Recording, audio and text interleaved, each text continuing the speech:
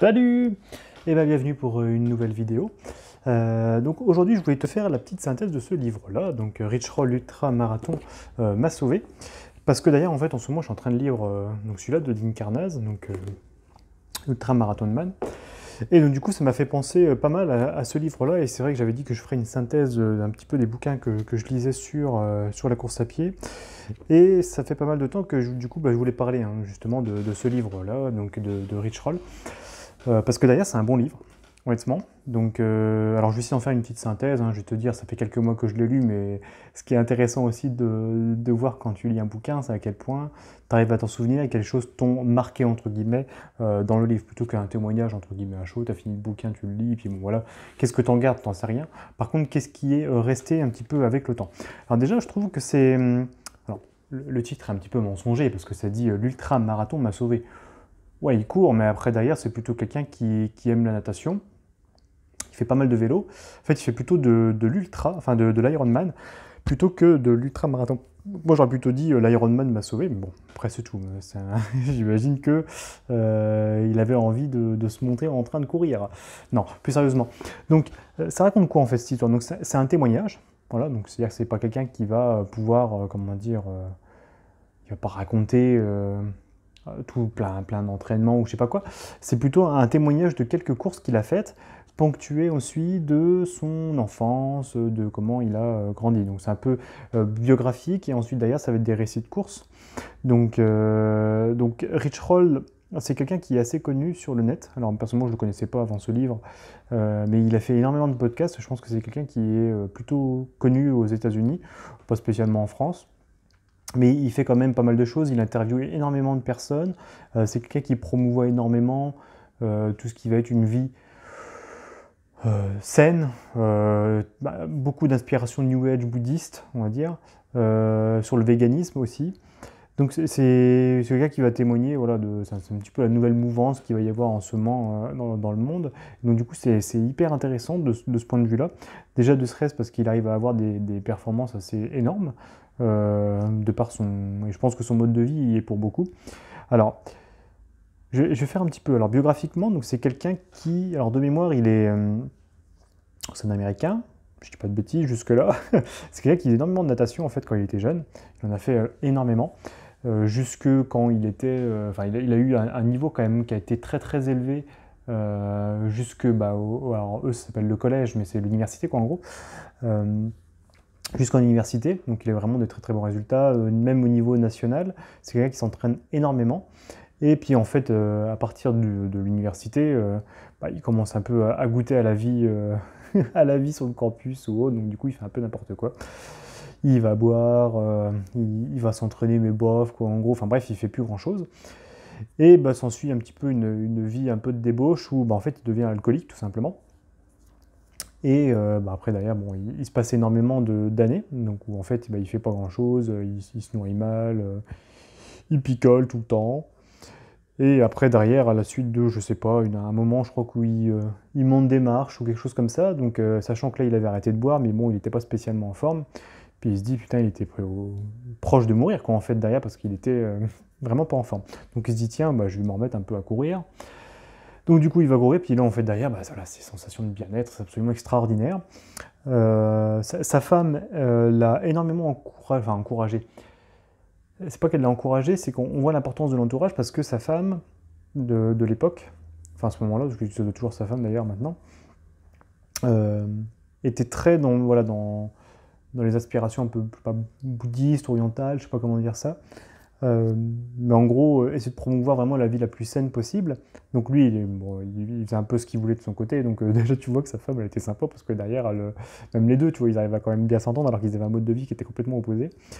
Et donc du coup, il se dit, tiens, je vais tester ça, donc je vais me mettre au jeûne. Donc il fait un jeûne pendant, je sais plus, quelques jours, et il se sent bien. En gros, là, il était plein d'énergie, c'était génial. Et après, derrière, il a commencé à avoir une alimentation de plus en plus végane, tout simplement. Alors lui, il appelle ça plant power. Alors ce qui est très très drôle, c'est que en fait, tu arrives à un moment du bouquin, en plein milieu, et là, tu as l'impression d'avoir une pub sur le plant power, justement, son mode d'alimentation, c'est venu un petit peu de nulle part. Alors ce qui est intéressant, c'est pas mal, c'est que le livre, je ne l'ai pas montré, mais en gros, tu as à peu près 300 pages où ça va être sa biographie. Voilà, donc ça c'est sympa. Puis après derrière, tu vas avoir une soixantaine de pages sur justement un petit peu voilà, l'alimentation. Il y a beaucoup de choses sur l'alimentation. Donc comment faire pour voilà, trouver les bons aliments, qu'est-ce qui fait manger. Donc lui, son aliment roi, c'est l'avocat. Ce qui est très très drôle parce que derrière, je crois qu'il en mange tout le temps. Et quand il a fait ses très très grosses courses, bon, en fait tout ce qu'il avait envie c'est de bouffer un avocat. C'est marrant. Et donc du coup, il s'est dit, tiens, comme je suis un peu un excessif, hein, donc le mec c'est un excessif tout normal, il se dit, tiens, j'ai envie de faire une course extrêmement dure, tu vois, le marathon, enfin l'ultramarathon c'est sympa, l'Ironman c'est sympa, moi je vais faire un truc encore énorme, tu vois, donc il se dit, tiens, je vais faire l'ultraman. Je me souviens plus quel genre de course, mais en tous les cas c'est plus intense qu'un marathon, il y a très très peu de gens qui le font. Et donc du coup, je crois qu'il le fait, il doit se blesser, ou il doit abandonner, il y a un truc comme ça. Puis après, je crois que l'année d'après, donc je crois qu'il le refait, enfin bref, il fait un bon résultat, mais il se dit, tiens, je vais lancer un défi encore plus fou avec un de ses potes, c'est qu'on va faire 5 Ironman d'affilée sur toutes les îles qu'il va y avoir au niveau de Hawaï, dans ces endroits-là. Alors, je suis un peu une daube en géographie, je ne sais plus c'est quoi les îles qu'il y a autour, je ne sais pas si c'est une archipel hawaïenne, enfin j'en sais rien. Mais en tous les cas, donc, ils se sont dit, tiens, on va faire ça. Donc là, tu t'imagines, hein, 4 Ironman, enfin non, c'est 5 Ironman, 5 jours d'affilée. Alors tu peux, je crois de mémoire, tu peux retrouver un peu le reportage sur Internet, parce que, alors, comment ça s'appelait déjà ce truc-là? C'était à l'Epic 5, ouais, c'est bien ça. Donc ils font l'Epic 5, puis là en fait derrière, ils arrivent à bien se débrouiller. Alors je crois qu'ils le font en 6 jours, parce que tu as une journée, ils sont tellement morts en fait derrière qu'ils n'y arrivent pas. Et je trouvais ça vachement inspirant en fait derrière de se dire, tiens, on va faire un défi un peu fou comme ça, tu vois, comme en ce moment, tu as Xavier Thévenard qui s'amuse à faire le record du GR20. Mais tu vois, c'est pas une course officielle, mais on va tenter un truc. Tu vois, pareil, quand tu prends le livre de Kylian Jornet, là, Courir ou mourir, il y a un moment, il fait la traversée des Pyrénées, mais il fait aussi, juste avant, alors c'est le trail, le lac Taoui Trail, un truc comme ça. Donc c'est pareil, tu vois, en fait, c'est des défis qui font un peu fou, un peu en off, où ils se disent, tiens, on va tenter un truc de dingue, quoi, en gros. Donc là, ils font ça, même s'ils ramotent un petit peu les médias locaux comme ça pour essayer de se faire connaître. Tu vois quand même que tout est question de logistique, tu as plein de trucs comme ça. En fait, c'est à eux d'assurer absolument tout le truc. Et c'est loin d'être évident, surtout qu'en plus, je crois qu'ils avaient merdé un moment avec un vélo. Enfin bref, il fallait en retrouver un autre. C'était vraiment très compliqué. Enfin bref, très sympa. Donc en gros, on va dire que tu vas avoir une bonne moitié du bouquin qui va être vraiment sur voilà, son enfance, tous les entraînements de natation qu'il faisait, puis après d'ailleurs quand il a plongé. Et après d'ailleurs, tu vas avoir une autre bonne moitié. Et en gros, tu vas avoir une petite partie quand même où il va commencer à vraiment se réentraîner. Donc là, lui, il promouvoit plutôt la méthode, tu vois, Maffetone, qui est de courir très lentement.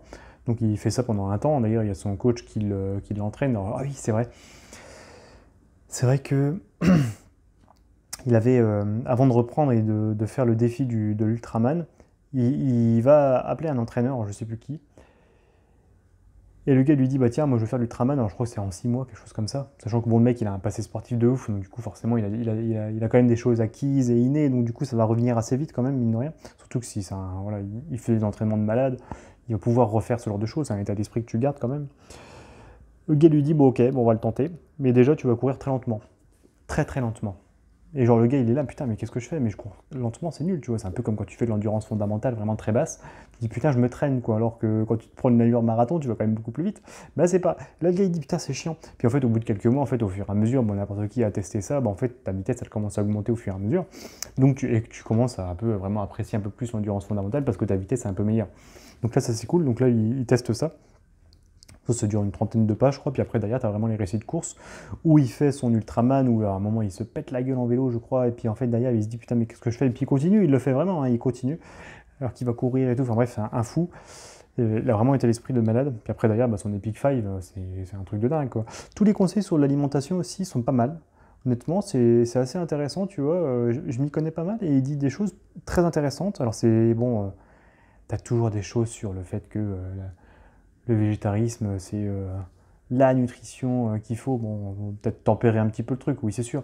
Moi, je dis toujours que les gens qui deviennent véganes, tu as quand même une part énorme dedans. Alors, tu prends n'importe quelle étude scientifique, te dira que la meilleure alimentation, ça reste quand même celle qui est un peu paléo, tu vois.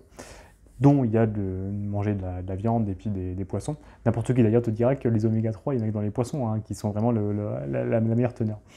les oméga 3 des végétaux, c'est bof, ça c'est pas terrible. Mais quand même, malgré tout, c'est vrai que toutes les personnes qui deviennent véganes ont vraiment des résultats extraordinaires, tu vois. Donc lui, il appelle pas ça du véganisme, mais plus voilà, du plantisme, hein, voilà, plant power.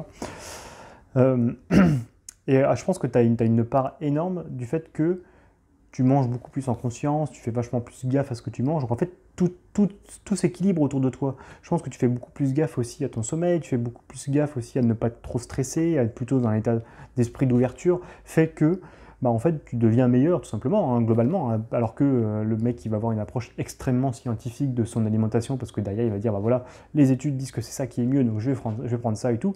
En fait, derrière il est tellement bourré là-dedans, puis en fait, c'est pas ça qui va faire que il va bien se sentir. Je pense que l'effet placebo il est moins fort sur les personnes qui ont des approches comme ça que ceux qui, on va dire, ont la foi dans ce qu'ils font, mais vraiment à fond, tu vois.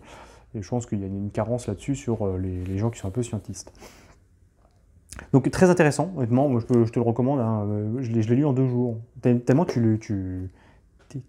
c'est vachement intéressant, hein. Vraiment la partie rédemption et tout, moi j'ai bien aimé, hein, c'est un beau témoignage. Je ne veux pas dire que c'est un livre qui est marquant, aussi marquant que les trucs complètement fous que fait Kylian Jornet dans son bouquin, mais c'est intéressant. Ça reste intéressant, c'est un bon livre de témoignage qui sensibilise aussi pas mal sur voilà, le véganisme, hein, au même titre pareil que Eat and Run de Scott Jurek. C'est un peu le même genre. Voilà, c'est des bons bouquins. Il est moins connu celui-là, hein, mais franchement, si tu le trouves, tu peux y aller sans problème. C'est un très bon livre. Donc voilà, bah, j'espère que ça t'a plu comme petit résumé. Puis je te dis à plus. Salut!